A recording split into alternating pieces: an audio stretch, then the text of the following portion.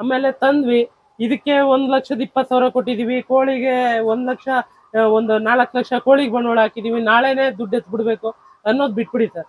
First ನಾವೇನ್ ಮಾಡ್ಬೇಕು, ಜನಕ್ಕೆ ಆಕರ್ಷಣೆ ಮಾಡ್ಬೇಕು. ಬಟ್ ಆಕರ್ಷಣೆ ಮಾಡೋ ಉದ್ದೇಶ ಏನಂದ್ರೆ ಹೆಲ್ದಿ ಆಗಿರ್ಬೇಕು.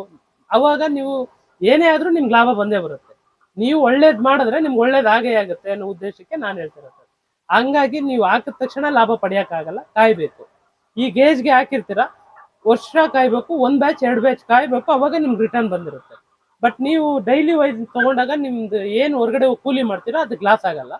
ಬಟ್ ಇದಕ್ಕೆಲ್ಲ ರಿಕವರಿ ಆಗ್ಬೇಕಂತಂದ್ರೆ 1 ಇಯರ್ ಕಳಿಬೇಕು ಸರ್. ಇದು ಸ್ಟಾರ್ಟಿಂಗ್ ನಾನು ಬಂಡವಾಳ ಹಾಕಿದ್ದು ಗೇಜ್ಗೆ ಅಂತ ಹೇಳಿ 2,30,30,000 ಗೇಜ್ಗೆ ಅಂತ ಬಂಡವಾಳ ಹಾಕಿದ್ದೆ ಸರ್. ಇವಾಗ ಎಷ್ಟಾಗ್ಬೋದು? ಇವಾಗ ನಾವು ಸೆಕೆಂಡ್ಸ್ ಹೋದಾಗ 1,20,000 ಸಿಕ್ತು. ಇನ್ನು ಕಮ್ಮಿಗೂ ಸಿಗ್ಬೋದು ಸರ್, ಅಷ್ಟಕ್ಕೆ ಅಂತ ಹೇಳಕ್ ಆಗಲ್ಲ, ಗೇಜ್ ಮೇಲೆ ಡಿಪೆಂಡ್ ಆಗಿರುತ್ತೆ.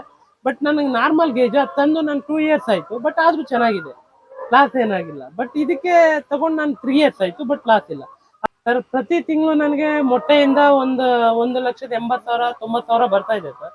ಅದರಲ್ಲಿ 1,20,000 30,000 ಫೀಡ್ಗೆ ಹೋಗ್ತಾ ಇದೆ. ಇನ್ನು ಉಳಿದಿದ್ದು ಒಂದು 50,000 ರಿಂದ 40,000 ಗಂಟೆ ಉಳಿಸ್ತಾ ಇದೀನಿ.